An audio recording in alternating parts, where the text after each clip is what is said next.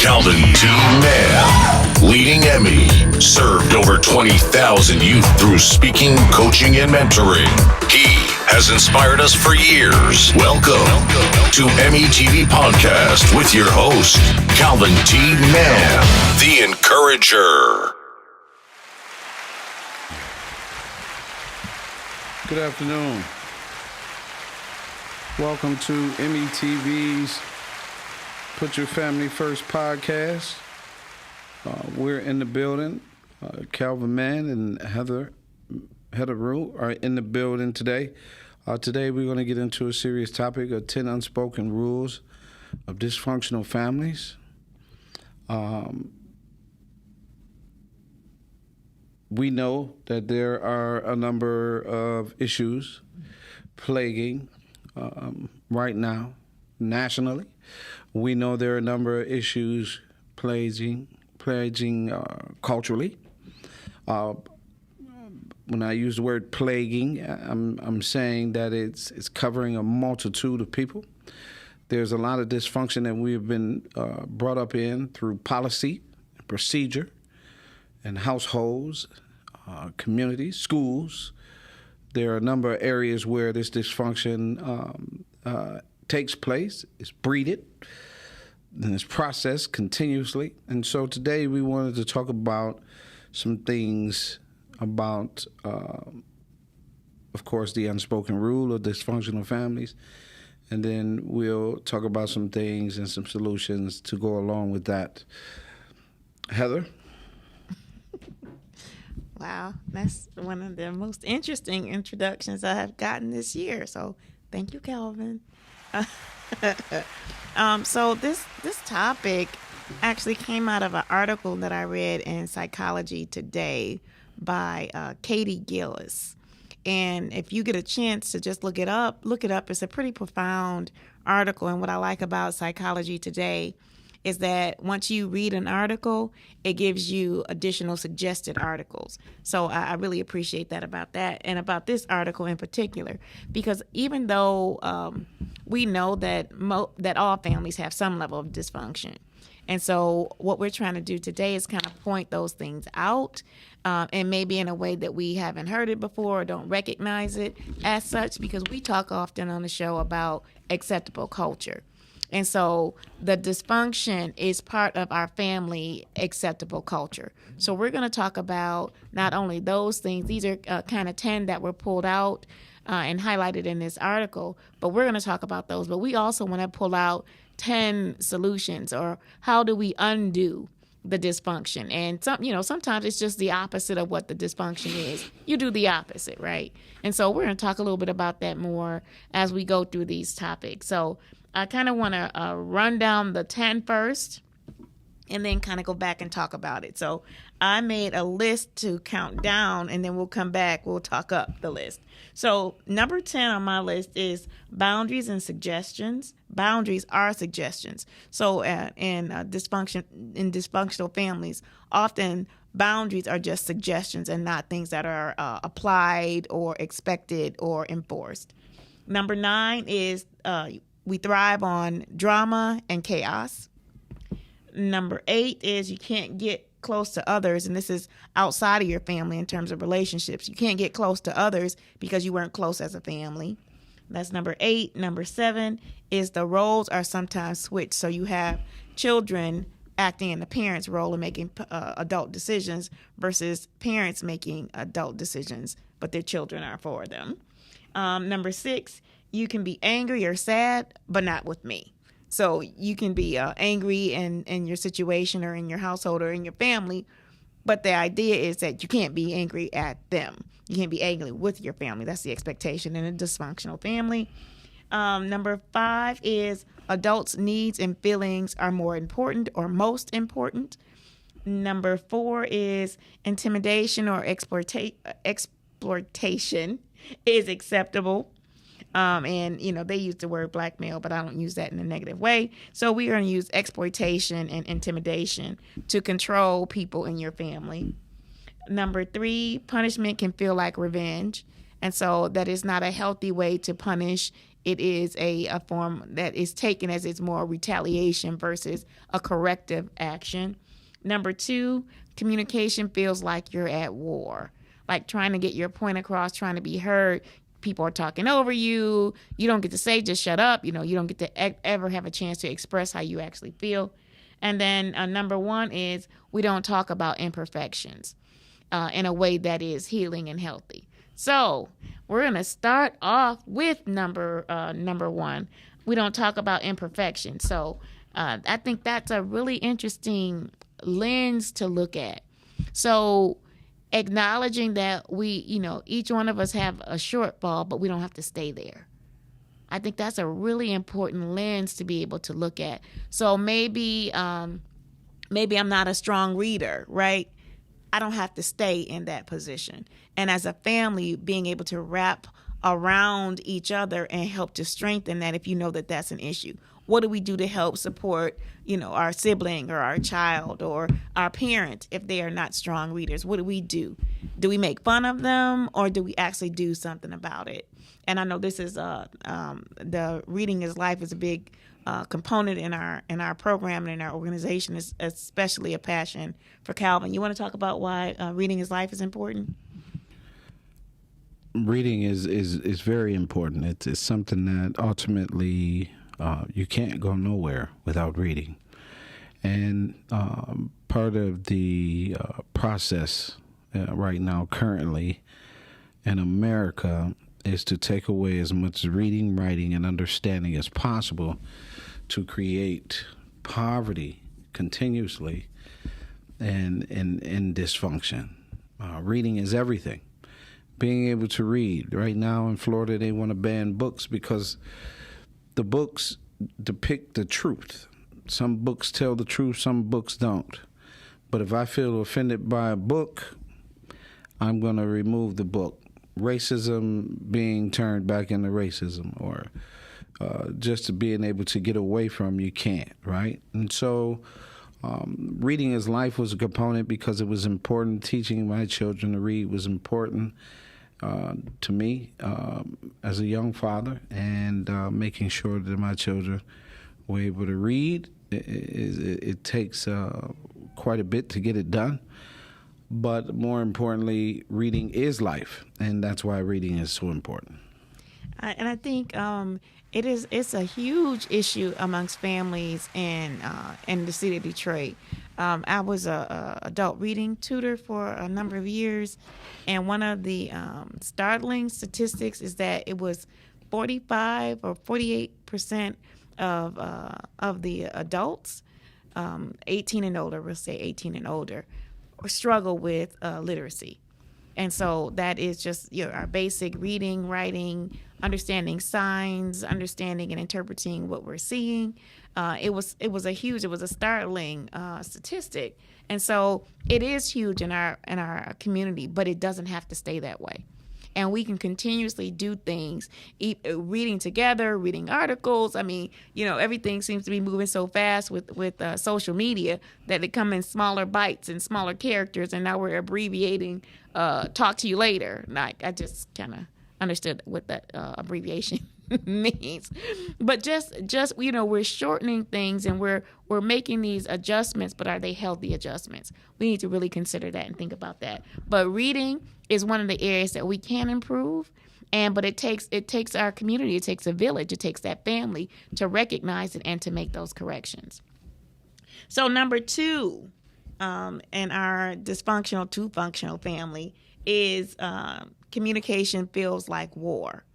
So just trying to get your point across without somebody talking over you or changing the direction of the conversation. I think sometimes when we're hurt or we're listening, we get more defensive, and the more defensive we get, the less we're able to hear, the less we're able to allow somebody else to speak, because we're trying to prove our point.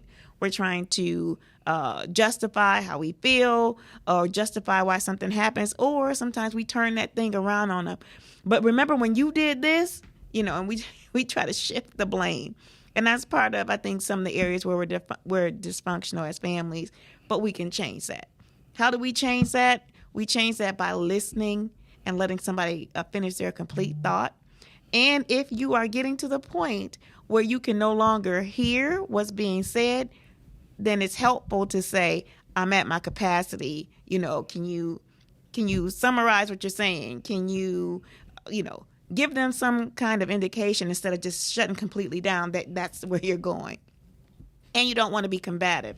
And the thing that I think is important is that it's not just adult to adult. It's adult to child. It's child to adult. It's parents. It's a level of respect that we have to put back in our families. That it is okay to have a conversation with your family without shouting, without being derogatory, or these are or using colorful metaphors or calling names. That there's a way for us to talk to each other without having to go to war. And I think that's a really important opportunity and a lens that we can look through to make sure that we are listening first, listening with intent to hear what the person is saying, not just listening to get your point across. And I think that's another kind of a flag that we set up in our families and communication that makes it feel so much like war. Thoughts? No, I don't have any. Well, that's brilliant. How about that? That's a $10 question. All right. So the third one is punishment can feel like revenge. So yeah, I took a parenting class. I'm a relatively new parent, although my son is going on 16 now. But just to get some new tools, because I was running out of ideas. I was running out of ideas about punishment. I don't want it to be physical, and plus now he's towering over me, so physical punishment is very little effect on him. But finding other ways to do it, and so one of the skill sets that they talked about in this parenting class is that that you set the terms and agree to try to have some level of agreement, but that whatever you're remembering that you're trying to correct behavior. You're not trying to retaliate against that behavior. So how do we effectively use measure for measure or weight how somebody or whatever offense that person has done, and what is done to correct it, have equal weight.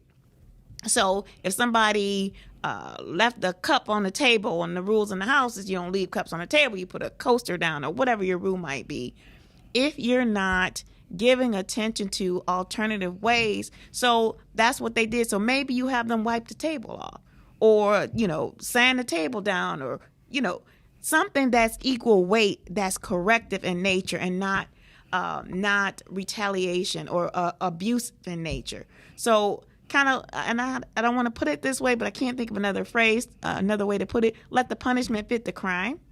So if somebody stayed out late, right, or didn't call, perhaps now that you're not calling, then you don't get phone privileges. Or if you stayed out later than your curfew, and I'm speaking of parents, of course, if you stayed out later than your curfew, maybe that punishment is that the next time or within a certain time you have to come in early and you have to meet that curfew. So something that's a better weight for what you're trying to correct, and to remember that the opportunity is corrective, is not to be abusive. And I think that's another area where we find dysfunction in our families, how we help to correct. You should try a strike three method. It has always been successful for me in using a strike three method. Discipline is difficult. It takes both parents, but the man should apply the discipline. Women are way too soft when it comes to discipline, or they're very reactive. And women love, even in schools, you see right away if there's an outpour, it's, hey, go find Mr. So-and-so. This is why a lot of men are not in education, because they don't want to be seen as the one that's always applying the discipline in these situations. Discipline has to be consistent. And it most definitely has to remain intact for the message to get across. You do not have to be physical in your parenting as much as it was back in the day. Today, parenting is teaching.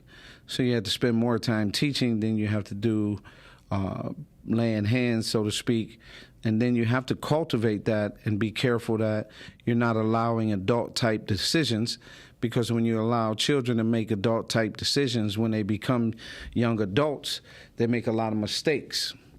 And they think that they can talk. And so because you've given that leeway, they then begin to be disrespectful. And being disrespectful, it can be very cautious. It could cause you a lot of problems in life. And so you want to make sure that you're consistent in understanding and teaching what that discipline and respect really is. I think that's important.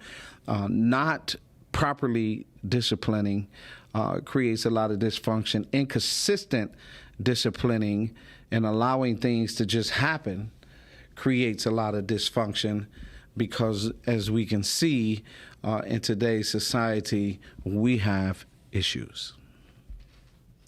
Well, thank you for that. Number 4, intimidation or exploitation is acceptable.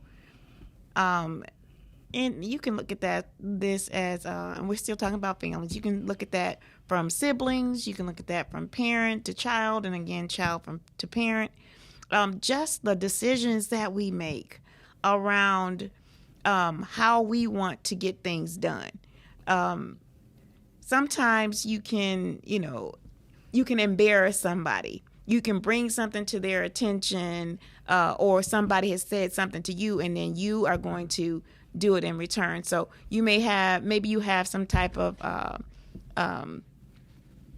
circumstance that was a private thing that was between you and the parent, or you and another sibling, and they reveal that to get you or try to get you to do something. That's not how we negotiate in families. But sometimes, I remember as with my sister, in order for her not to tell our parents that you did something when she was in charge, you had to buy her some licorice, and you had to get her some watermelon annihilators. Like she was big. She was big on exploiting her authority. I'm telling, you're going to get in trouble. So if you don't do this for me, then, this is the consequence to you. I'm going to tell. And so, of course, you had to pay her, because you didn't want the parents to know that you had broke a dish or did something you weren't supposed to do when they weren't there. So, I mean, it's another lesson that we can learn to do better. That it doesn't have to be that kind of exchange, that kind of exploitation of your authority at whatever role that you play. And so I think that's an important lens for us to look at, because it, again, gives us a choice, and it's something that we can undo. Is it intimidation to establish a certain amount of fear and respect, right? Sometimes I think we can take things a little too far, for sure. Intimidating and seeing intimidation the way it is, we can take things too far. I mean, that's gone too far. But when you, in prevention of having to lay hands and put my hands on you, I'm an authoritative figure, and so I might have to apply some of this intimidation to get you to understand. We do it all the time. Is when you're a young parent and you're shaping your children, you shape them to the sound of your voice. That is a very important tool, right? Because you shape them to the sound for they to learn when you are playing and when you're not playing. That's an important tool. Intimidation is a part of that. Men, often fathers, we have a certain tone that we say that we're not playing. That is a form of intimidation. Now, on the bad side of that, when you are abusive, intimidation is violent. Intimidation becomes physical, right? So it's so important that you understand the barriers for which you how far you can stretch something and how far you can take it. But a little healthy fear and a little healthy intimidation kind of gets some things done, but you need to know what that looks like. And again, when we're using the word intimidation, it's only going to be seen negatively, but a healthy dose of, just like a healthy dose of masculinity Everybody wants that, and a healthy dose of intimidation in your parenting is important.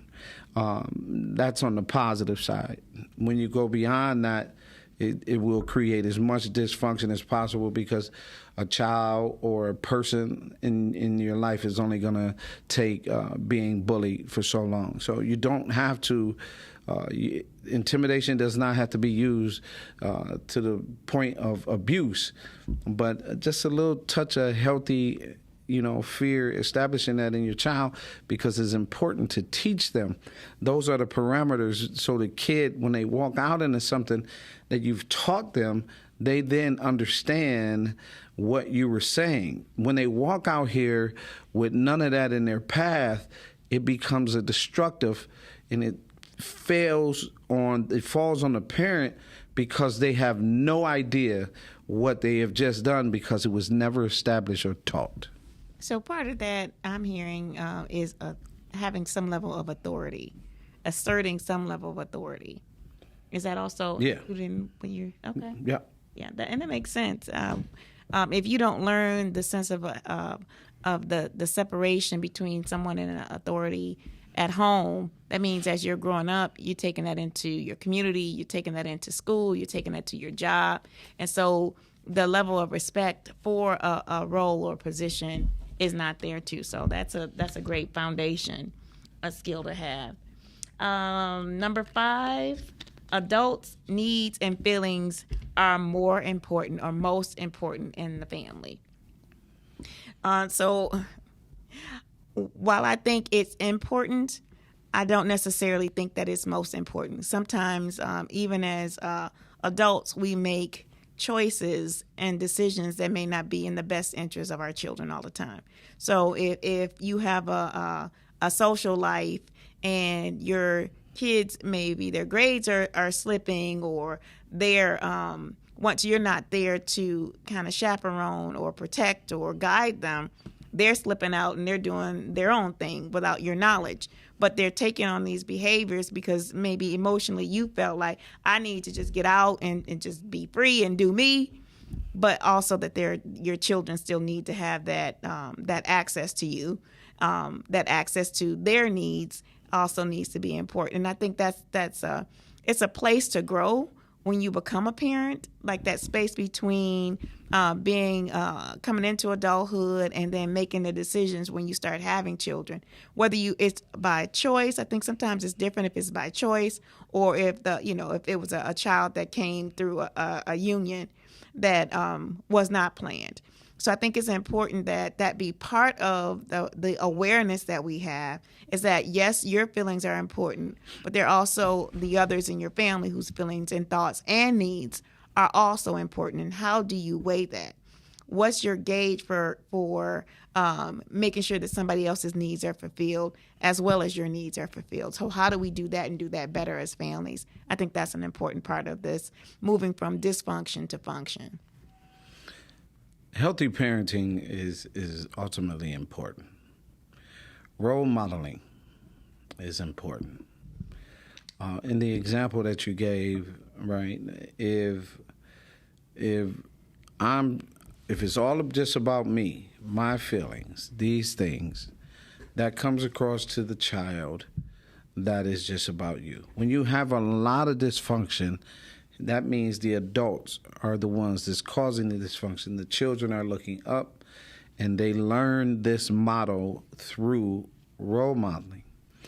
We don't understand about storytelling, having conversation with our children in things that we do, in places and things that we go. It's just so important that we really get to a place of understanding that. That's a very tough, and it's a very fine line as a parent with the do as I say, but not as I do. The not as I do is being recorded on the DNA, so the not as I do is what you get in these circumstances anyway. And so therefore, the dysfunction is high. And so we try to mask the dysfunction in this area, not just by our feelings, but with things, right? With things. In this society, we have a tendency to just see things our way. as adults in feelings. And so what really happens is it's a very fine line, and it's very difficult for us to understand that part, right? Just right there in that area of dysfunction. My feelings, right? That means you haven't gotten through or gotten beyond or gotten over certain things because your feelings are always the one thing that's on the table, no matter what. And the child is going, wow, is this right? Or your mates are going, wow. So we need to understand that dysfunction emotionally is very, very damaging, and role modeling, the two combined, can cause a lot of problems. But it's something we can do about it. And I think that's, and all the things that we're talking about that's dysfunction can become function. We can function as families. And this is just to open the lens, open the blinds, so that we can see if something resonates with you as we're taking this conversation deeper. If something resonates with you, it should give you an opportunity to say, well, let me think about that more. How am I doing this? Or where is this showing up in my life? Or where is this showing up in my relationships? Important conversation and reflection to have. The next one, number 6, is you can be angry or sad, but not at me. So, and it's, I think about that even growing up. I think about that when you're getting punished for something, or where you feel like you didn't have a chance to explain, or it wasn't fair. If you didn't feel like it was fair, or the punishment didn't fit the crime, all of those things, when you're feeling that way, and you're upset, I remember my mom would say, well, it's not my fault. Don't take it out on me. I'm like, well, you didn't hear what I said. That you didn't let me explain, but you punished me, and I didn't have a chance to share my side of the story. So I'm mad. Sometimes you're mad, you get caught, but when you're not in a position where you may be the one that's in the wrong, not having a chance to explain does drag up that anger in you, that emotion in you, because you feel like you have been treated unfairly.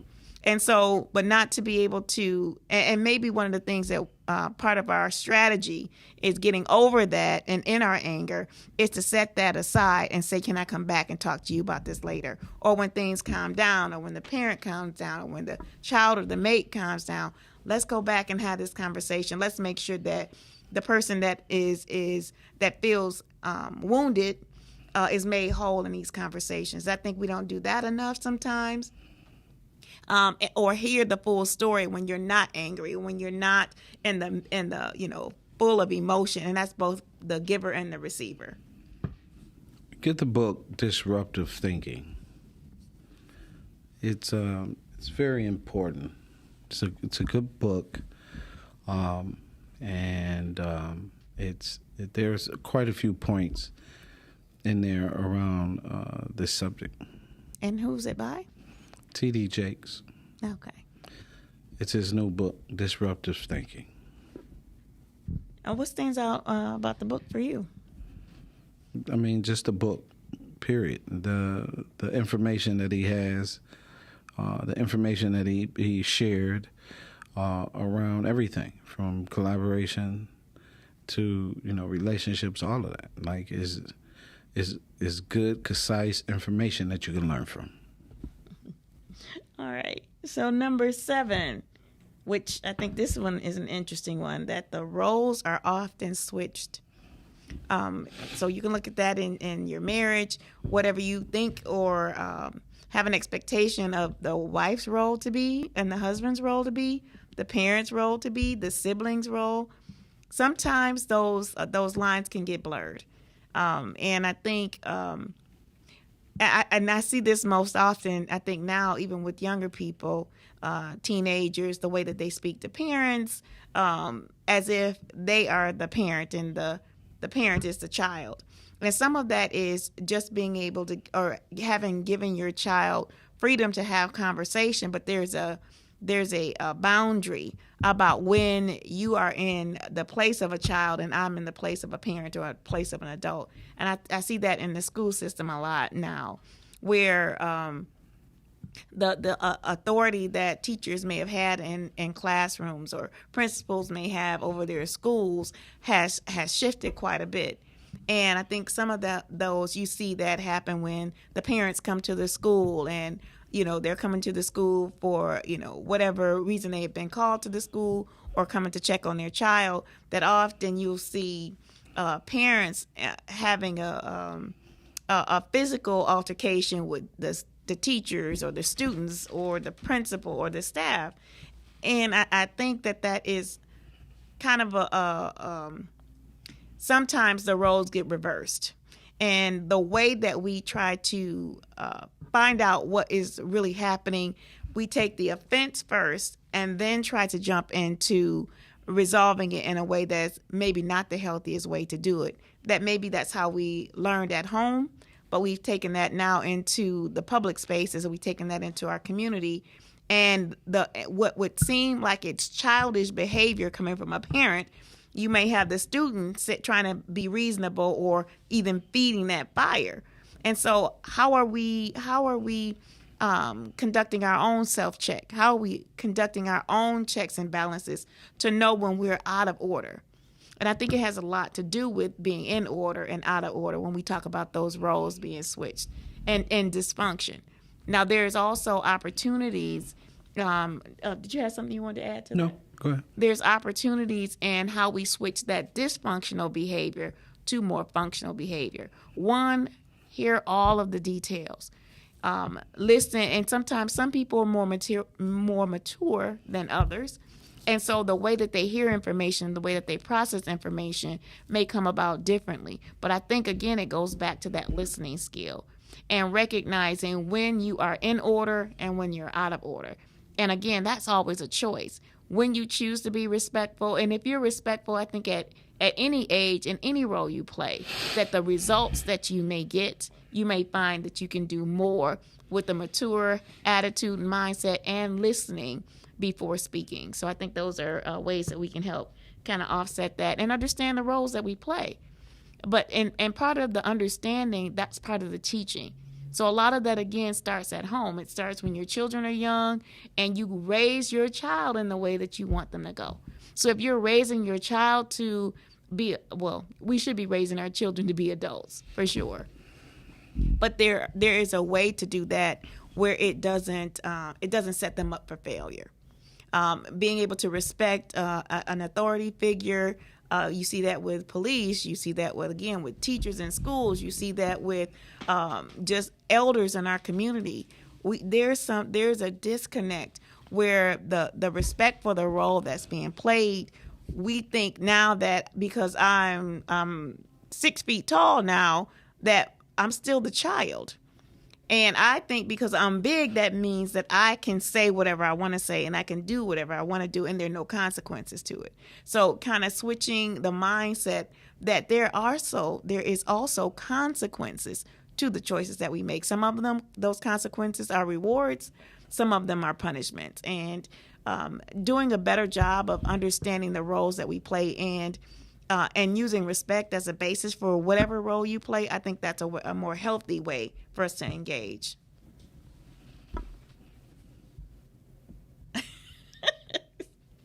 Look like you're piercing your lips, so.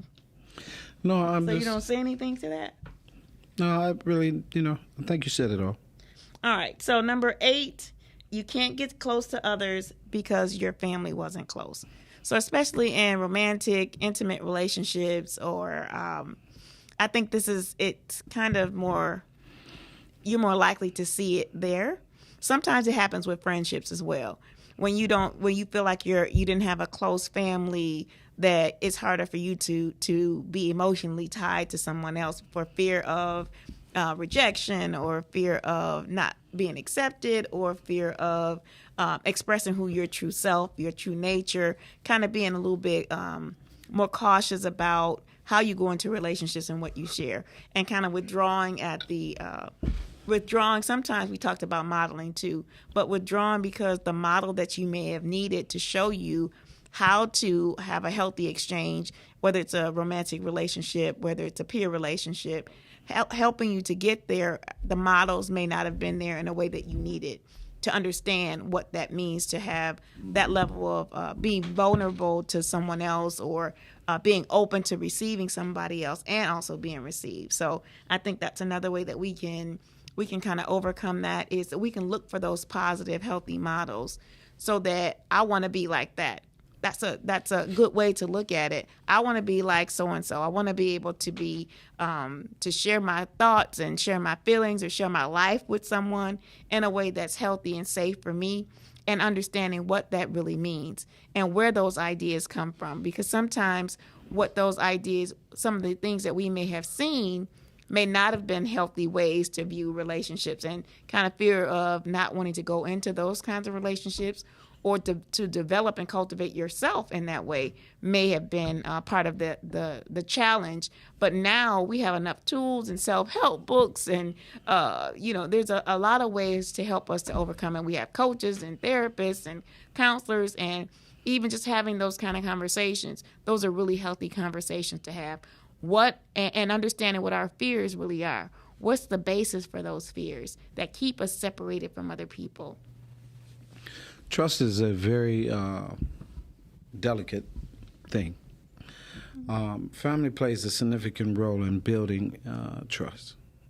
Family plays a significant role in teaching trust. Your family plays a significant role in teaching love and how to navigate relationships. The issue that you are going to find and have found is every one of your TV shows, magazines, they teach dysfunction. They try to normalize it. All the music is telling you, is teaching you. Every relationship in a song is broken up or is a reason for breaking up, right? And it's in the air. So it teaches that dysfunction, right? So where do you learn trust? When the house is built on that dysfunction. One of the brilliant things that we decided to do in our mentoring program was to have each and every young person name their home a positive affirmation.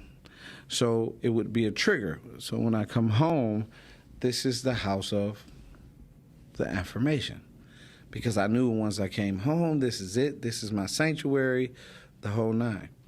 That being tampered with in a number of ways that we don't like to address. We like the excuse for it, but we don't like to address it. We don't like to address these things for what we've done to our boys with video games. We don't like to, do, the things that we're doing in an acceptable culture with how fast our girls are and how they pop in and doing the things. We don't want those things, right? But then we do. And then we find ourselves being in an overprotective mode for our children, and then they grow up with the same dysfunction. And the issue and the solution to this is you have to have standards for your home and your children. And I'm speaking to two-parent households. I'm speaking to marital households. I'm speaking to engaged households. I'm speaking to single-family households. You have to set a tone and a standard for which the child or the children can thrive in. That standard does not include the things, because this is what's feeding the mistrust. This is what's feeding the kids going to school and having to fight, because this is what you've been teaching. This is what has been acceptable culture. And so trust is going to be very, very difficult to come by in relationships and in life, right? How do I trust something or someone when I've been doused and set afire with mistrust and very deceitful things in the car, transporting and telling lies on the phone? The children are watching.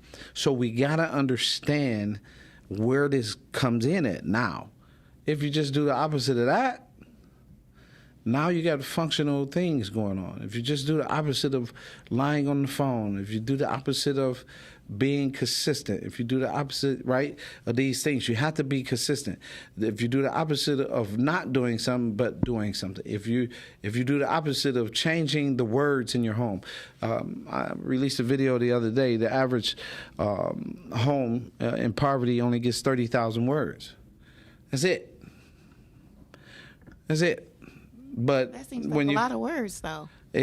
But compared to educated home gets over upwards of 3 million. And what happens is in the difference between the poverty household and the educated household is books, because each book represents a certain amount of words. And it's how we talk in that environment. Some children are growing up with nothing but cliches. That's dysfunction. Some children are growing up with nothing but poor diet, weed, what they can't do, dysfunction. Some families are growing up with the exposure just to get a check. You have to play this way.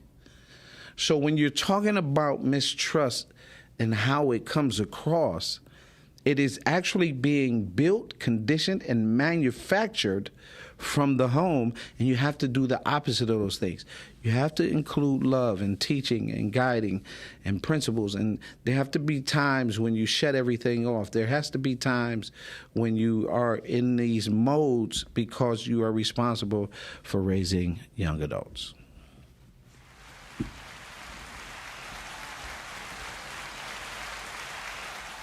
Thank you for those insights. Number 9, thrive on drama and chaos. Homes that thrive on drama and chaos. Families that thrive on drama and chaos. And that's yes, it's something, especially where you grow up in your communities. You see elements of that. I can remember there being families that you would see some of that play out in school. So it was somebody bumped into somebody, they got into a fight, and the whole family, 6, 7 people, go jump on the one person. And it's always that kind of, not based on what happened. Did what happened warrant this type of response? Are we looking at and assessing what we're seeing? Are we listening? Are we listening for solutions? Are we listening for alternatives? Are there other ways that we can handle things aside of violence? Whether it's being violent in your communication and your tone and your words and your physical response to things. Are there other things that we can do? Yes, there are other things that we can do. And I think I think defining what the drama and the trauma and the chaos looks like, I think we know enough of that. I think it's better to use our opportunity to discuss this in ways that we can counteract that. Sometimes we do need to be still. Sometimes we just need to listen and understand. Sometimes we just need to apologize. Sometimes we just need to step back and have an opportunity to see the full picture. We're such a micro-bite, society. Somebody can not even say the full statement that they're trying to make, and we take what they said out of context and run. We do that so often because we don't listen as we should with intention. And we don't also give people the benefit of the doubt. So now everybody is on guard because they think if you said this, I saw your shoes and I didn't like your shoes. And before you finish whatever statement you had to say, you're offended and you act from that offense. We are very reactionary in our offenses. We're not as reactionary in love and reactionary in ways that we can give and support and show and demonstrate kindness. We're so much more reactionary on our defensive side. And so I think that part of our challenge is to pause. Even before you react, pause. Take it in first so that it's not misinterpreted. Not, that looking at somebody in their wholeness, maybe they're just tall and very intimidating, doesn't mean that they're going to attack you because they're tall and intimidating. That's a mindset shift. And being able to look at situations and circumstances through a lens that's not a threatening lens. We see this all the time when you look at people in our community. You see somebody walking down the street, you're depending on your experiences and depending on your lens, you may see something that's really not there. You may have an assumption that's a programmed response to, and we see this all the time with Black men in our community. We see this all the time with Black women in our community. We see this all the time. You see somebody that may be different from you, and you have an assumption and a programming that says that you should be on defense. And I think if we take that moment to just pause, not saying don't listen to your intuition. By all means, listen to your intuition, but make sure it's not your programming that's speaking, that it's actually what you're seeing and hearing. So utilizing all of your senses, including your intuition, to make decisions about what you should do next or how you should respond or what your reaction should be. So I think that just kind of taking a pause for a moment to listen with more than just one sense, I think that's going to be helpful and healthy for us to do as a community in terms of the removing the drama and the chaos. I think you're born in it. And it's something that culturally and community-wide, I was having this conversation just the other day. When you're born out of red light, you're born into trauma. As soon as the child enters the world and doesn't hear both voices, you're creating trauma. As soon as there's an opportunity where, here's where dad can be really good. Just by being consistent and showing up every time. It's difficult. Here's where co-parenting could be powerful, right? Right here at number 9, where the trauma occurs. Here's where when they show when you take a father with his daughter and how it impacts her cycle.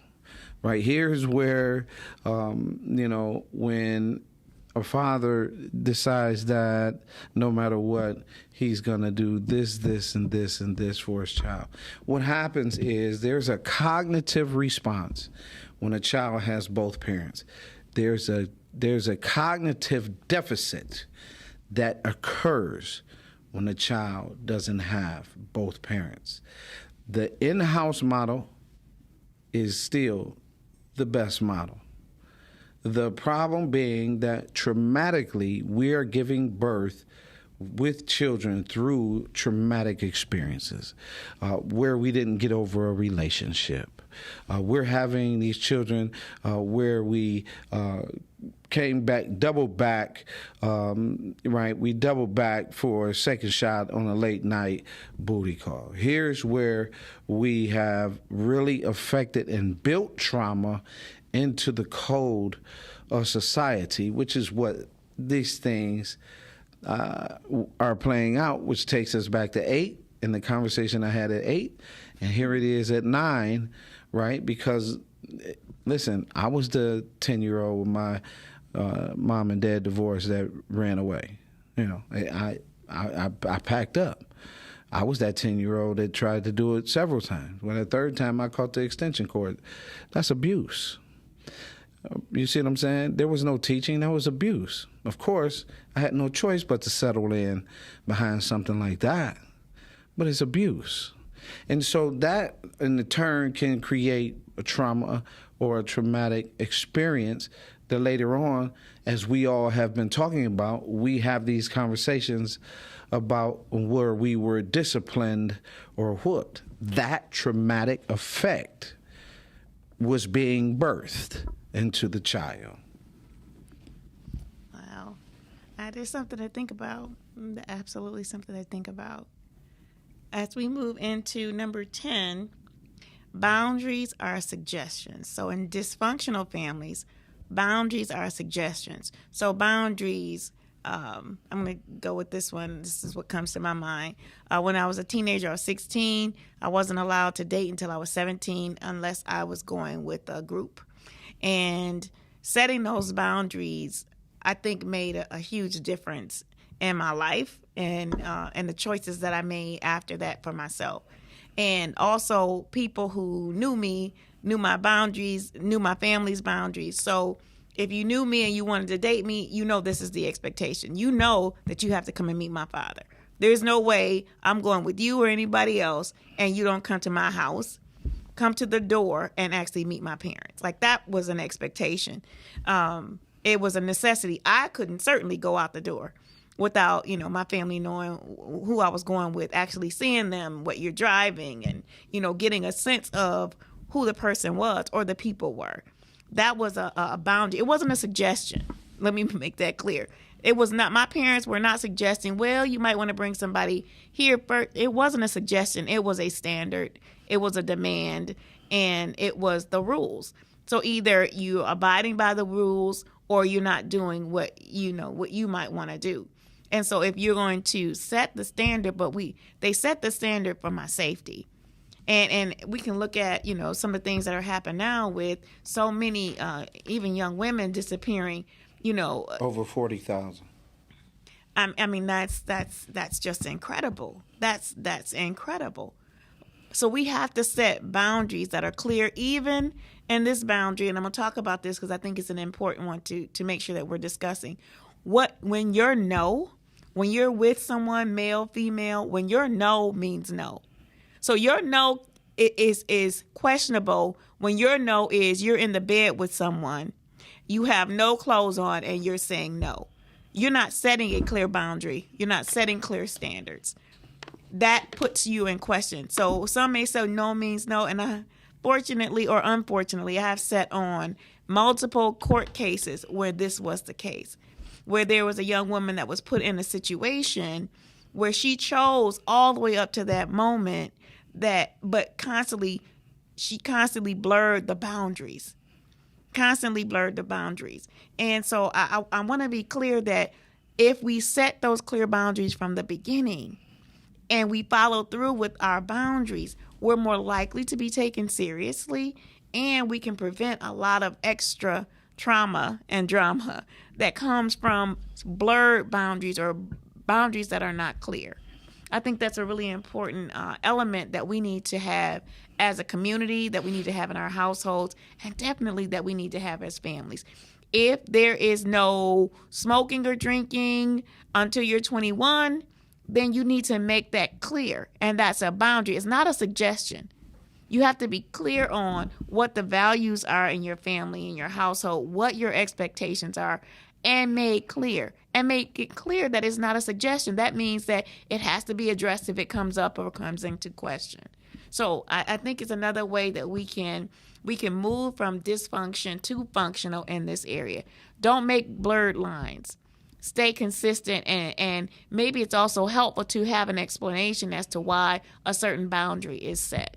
I understood later why there was a boundary set, because my father had witnessed and some of his friends and their daughters who didn't meet those boundaries, who got assaulted or who may have had some other experiences that they didn't have to have if those boundaries were made clear.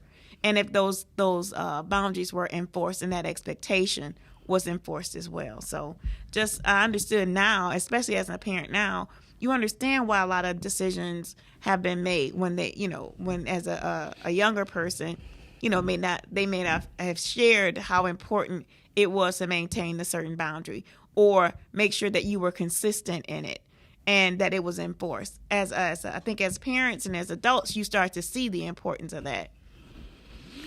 Culturally, you have not valued the male. Culturally, you have not valued fatherhood. You've allowed this system to create these things to be norms, dysfunctional families, we've allowed this system to dictate to the household, to the community, and we've participated in it. We've participated in the mockery of men and males. The significance of that is 40,000 girls gone missing. That's 40,000 fathers missing. 40,000 fathers who might not know where their daughters are. That's 40,000 mothers who's having to live, right, without their daughters, right? We play a significant role within America. Culturally, we have so much dysfunction because dysfunction begins once you remove the father. And we can paint these pictures 1,000 times, and I'm going to bring it right back to the dysfunction. And men play a part. We play a significant part because we as men, who is snatching these girls up? Right? Dysfunctional men. Might be politicians, as we've seen from the human trafficking phenomena that is taking place, the rapes, the previous things. You're talking boundaries, right? But the one thing that is clear, when you remove that, when you don't value that, right, you have what you see. And the other part about that is that this system has played a huge part with the 13th Amendment, with incarceration and moving that figure where it can't be trusted. So, with that being said, the best possible move that we can make in all 10 of these dysfunctional family rule changes is put your family first. Heather, where can they find you at? You can reach me at www.yourinspiredjourney.com. Yourinspiredjourney.com. You can reach me by phone at 313-759-7855. That's 313-759-7855. And you can reach me at calvintman.com. The importance of this conversation about dysfunctional families and functional families and how you get there, it's going to take a significant shift. And I don't know if you have the time. You have to make that shift immediately. It makes no sense it makes no sense that in this complexity of America, it makes no sense to have the reading levels. Yes, we can blame racism, but right next to racism, you can blame parenting.